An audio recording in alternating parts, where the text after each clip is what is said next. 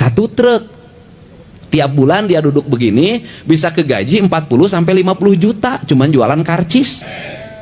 Para peserta apel Satgas Anti Premanisme yang hari ini berlangsung secara serentak di seluruh Provinsi Jawa Barat. Yang saya hormati Pak Kapolda yang mewakili Pangdam 3 Siliwangi, yang mewakili Kajati Jabar, dan seluruh peserta apel yang berbahagia. Kita memahami bahwa Indonesia mengalami perubahan dari era pertanian menuju era industri, dan itu sudah berlangsung sejak lama. Perubahan itu sesungguhnya harus melahirkan perubahan perilaku hidup manusia antara manusia pertanian dan manusia industri. Manusia pertanian di Karawang misalnya, atau di Bekasi, atau di Subang, atau di Indramayu, itu manusia paling rileks. Kenapa? Dia itu menanam padi musimnya 2-3 kali setahun. Dalam satu musim tanam berumur 40 hari, 120 hari secara umum, tapi rata-rata sekarang sudah 90 hari sampai 100 hari.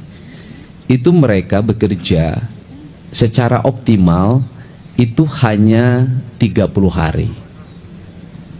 Dari mulai menebar benih, kemudian menanam, membajak, kemudian menyiapkan areal pertanian untuk ditandur, kemudian untuk diramet, istilah orang Sunda.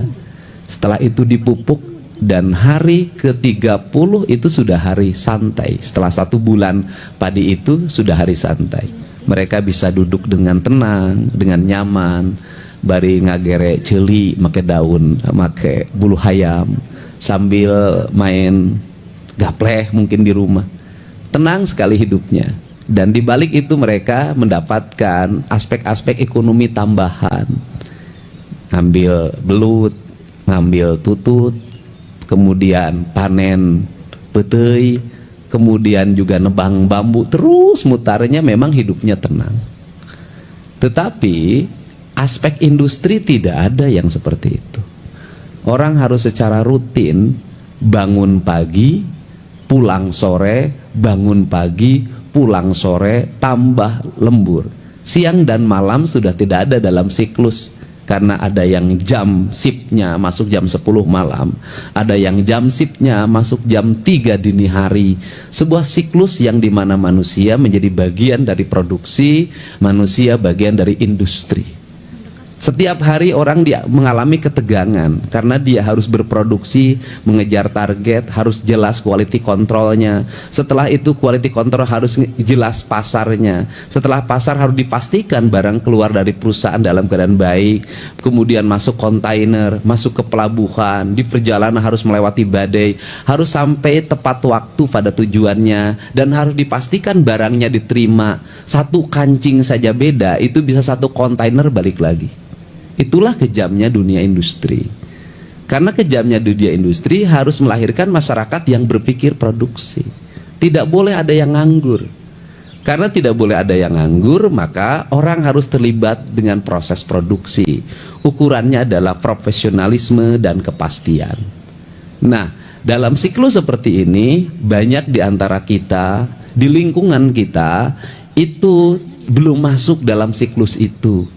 Gaya hidupnya masih pola pertanian, kemudian pola agraris, lingkungannya sudah industri. Akhirnya apa yang terjadi adalah tersisih dalam proses produksi, tidak bisa masuk menjadi kelas menengah industri karena pendidikannya tidak terpenuhi, tidak masuk dalam kelas menengah industri karena tidak punya ikatan emosi dengan kalangan manajer di industri itu. Akhirnya mereka tersisih di lingkungannya. Karena tersisih di lingkungannya, gaya hidup sudah berubah. Mereka harus punya mobil, mereka harus punya motor, mereka harus makan dengan baik.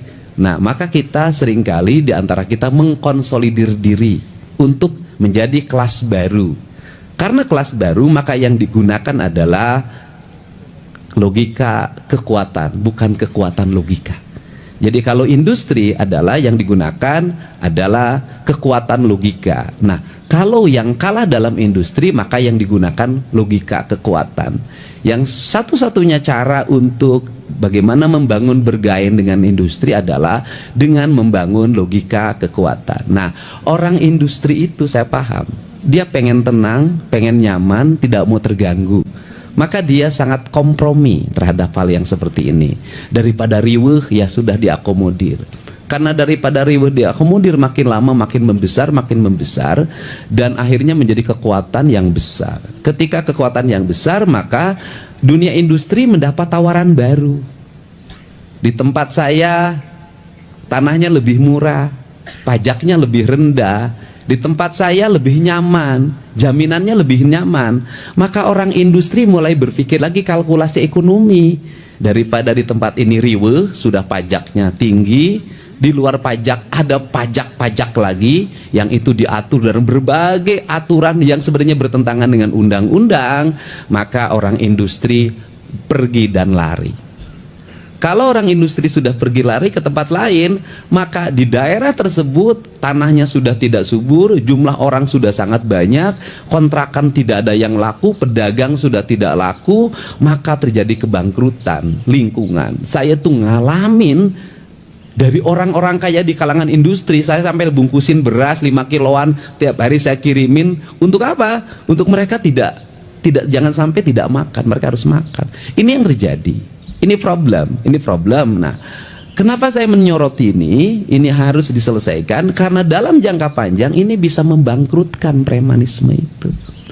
Jangankan bersaing antara Indonesia dengan Vietnam, Indonesia dengan negara-negara lain, dengan Tiongkok misalnya. Kita ini bersaing antara Jawa Barat dengan Jawa Tengah saja sudah menjadi ancaman.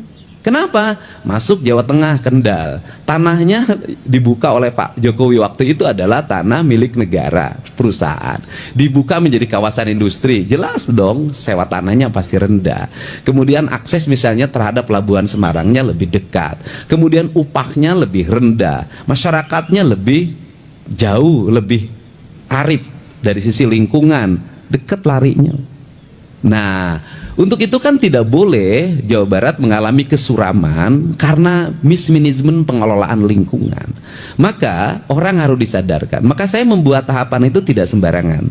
Pertama saya membuat tahapan adalah menyiapkan sumber daya industri baru di Jawa Barat. Apa sih kelemahan orang Jawa Barat itu? Kelemahan Jawa Barat itu ada ITB, tapi orang Jawa Barat kurang yang di ITB itu. Jadi orang Jawa Barat tuh di matematika, di fisika, di kimia, di teknik elektro tuh agak rendah. Untuk itu saya mendorong hari ini untuk anak-anak Jawa Barat, satu kursus sudah saya siapin tuh. Selama 1 bulan sampai 3 bulan, itu kursus untuk jurusan yang dibutuhkan di kawasan industri baru dan kawasan industri lama. Jurusannya otomotif, kemudian elektro dan sejenisnya, fashion. Nah, ini yang pertama. Kemudian yang kedua, saya juga mendorong menyiapkan tenaga kelas baru, yaitu dengan membuat pola pendidikan diploma 4. Ya, D4 itu ada, yang itu nanti dimasukin ke sekolah manajer. Mereka dididik bagaimana cara bangun, cara nyiapin sepatu, cara melipat baju, cara pakai dasi, cara jalan, cara bicara, cara membukukan badan, karena calon orang manajer itu disiapin. Nah, targetnya apa? Targetnya adalah dalam waktu, dan satu lagi S1 ya. Kemudian dalam waktu kurun 5 tahun ke depan, maka mereka nanti akan mengisi ruang-ruang industri, bukan hanya di pabrik atau industri di Jawa Barat. Mereka akan ngisi di BUMN, mereka akan ngisi di negara-negara lain yang nanti lahir kelas menengah baru, sehingga nanti Jawa Barat itu adalah sumber inspirasi bagi tenaga kerja teknik engineering. Nah, kelemahan Indonesia, kelemahan Jawa Barat itu tenaga engineering tidak dibuat perencanaan yang matang. Tiongkok engineeringnya banyak sekali, Amerika banyak sekali, India banyak sekali, Korea banyak sekali. Indonesia ini banyak kan sarjana sosial jurusannya, dan jurusan sarjana sosial tidak berubah-ubah. Itu fakultas ekonomi dari dulu begitu, fakultas hukum dari dulu begitu, fakultas administrasi negara dari dulu begitu, kan gitulah. Nah, sehingga itu kebanyakan menjadi pelanggarnya ASN. Kalau ASN tidak terikat, yang penting sarjana, nanti kenaikan golongan, jabatan gampang ukurnya. Nah, tapi kalau di tenaga-tenaga teknik seperti ini nggak bisa dengan pola seperti itu. Nah, sehingga ada yang disebut dengan revolusi pendidikan culture Jawa Barat, sehingga perubahan struktur pendidikan dan perubahan perilaku. Nah, sehingga apa sih yang hiripkan? Anak-anak generasi kita baru nanti itu yang ada di lingkungan industri, itu mereka jadi tenaga kelas menengah baru. Kalau sudah jadi tenaga kelas menengah baru, bagaimanapun di dunia industri itu ikatan emosional itu ada. Kalau dia misalnya menjadi manajer personalia orang kampung A, maka sekampung itu akan dibawa. Saya paham itu. Nah, untuk itu harus banyak dilahirkan. Nah, selain itu, apa sih untuk menurunkan angka premanisme di kalangan industri itu adalah membuat bursa kerja. Ini yang saya tadi sudah menghubungi orang untuk segera menyiapkan. Bagaimana menyiapkannya adalah ada pabrik, ada lingkungan desa, ada lingkungan kecamatan. Di lingkungan kecamatan ini calon tenaga kerja barunya harus segera terdata. Kalau ada lowongan ini nggak usah rame-rame teriak kemana-mana, cukup ini nyari di bursa kerja ini kualifikasinya, kemudian diundang, dilakukan wawancara, tes segala macam. Setelah positif banget dia diterima, kemudian suruh nyuruh dibikin persyaratan. Kalau terus-terusan dibuka lowongan kerja melahirkan antrian ribuan, pasti menimbulkan percaloan, pasti menimbulkan berbagai problem dan asumsi bahwa angkatan kerja di Jawa Barat itu sangat tinggi dan tidak tertampung. Nah, pola inilah yang akan dibuat hari ini adalah, yaitu satu, gerakan pemikiran saya adalah mempermudah akses investasi. Ini saya buktikan kemarin, misalnya BYD di Subang itu karena Patimban itu masih lama prosesnya, dia butuh jalan, sehingga jalannya dibuat dalam bentuk akses tol yang sifatnya sementara. Mungkin dulu bisa diproses dalam waktu lama. Kemarin hanya 10 menit itu keluar izin menterinya dan siap dibangun. Nah, ini kan percepatan. Nah, kemudian yang berikutnya hari ini adalah orang masih ribut di pembebasan tanah. Kenapa pembebasan tanah ribut? Karena percaloan. Nggak tanggung-tanggung itu di Subang itu. 1 meter ada yang nawarin 20 juta per meter. Pengusaha mana yang mau? Nah, ini harus dipermudah dengan membangun akses. Aksesnya bagaimana? Nanti si pembebas tanah harus bertemu langsung dengan orang yang membebaskan. Gubernur akan memfasilitasi untuk mengundang masyarakat yang punya tanah, dan kemudian pengusaha yang akan membebaskan. Kemudian dua-duanya bertemu, silahkan bernegosiasi, bertransaksi tanpa melibatkan pihak lain. Agar apa? Kalau masyarakat menikmati kenaikan harga tanah dan dilakukan penjualan, maka dia bisa menikmati uang. Tetapi dengan sebuah catatan, masyarakat itu harus bisa memanfaatkan uang itu dengan asalnya sawah, cari tempat sawah yang lebih murah dan lebih luas. Dan saya tahu betul itu, orang Bekasi dulu ketika ada pembebasan itu mereka memburu sawah yang di Kerawang, dan sekarang ratusan, mungkin ribuan hektar tanah di Kerawang ini banyak yang dimiliki orang Bekasi. Saya pernah berkunjung ke sebuah desa di Kerawang ini, adalah ada satu desa di mana rakyatnya tidak punya sawah 1 meter pun. Yang punya sawahnya seluruhnya adalah orang Bekasi nih, Pak. Bapak tahu betul, orang Bekasi. Nah, ini fenomena yang harus segera diselesaikan. Sehingga saya ucapkan terima kasih juga pada pimpinan Komisi 1. Kita juga harus mengidentifikasi negara ini nanti harus menurunkan lagi. Sampai apa menurunkan negara? Berpikir si orang yang punya pembebasan tanah ini, punya uang ini, harus punya skema ekonomi yang akan dilakukan. Kalau nggak punya skema ekonomi akan dilakukan, lebaran beli baju, beli mobil, bangun rumah kos-kosan awalnya, ujungnya anaknya tidak bisa bekerja, mereka akan lahir lagi menjadi kelas miskin baru. Sehingga dalam perspektif ke depan ada pemikiran kalau ingin ngadopsi Tiongkok adalah tanah itu tidak dibebaskan. Tapi nggak mungkin Indonesia ini. Tetapi tanah itu dihitung sebagai bagian dari investasi. Karena tanah dihitung sebagai bagian investasi, maka pemilik tanah itu menjadi pemilik modal sebuah industri. Karena pemilik modal sebuah industri, maka pemilik tanah itu menikmati turun dan naiknya produksi, sehingga bisa puluhan tahun dia menjadi di dalamnya menjadi bagian dari manajemen, jadi komisaris, jadi CEO kalau memang punya kemampuannya. Ragam sekali sebenarnya, dan ini bisa melahirkan masyarakat maju, masyarakat menjadi bagian industri. Nah, ini kerangka dasar. Untuk itu saya ucapkan terima kasih. Hari ini kita berkomitmen bersama, tidak boleh ada lagi yang ecek-ecek. remeh-temeh.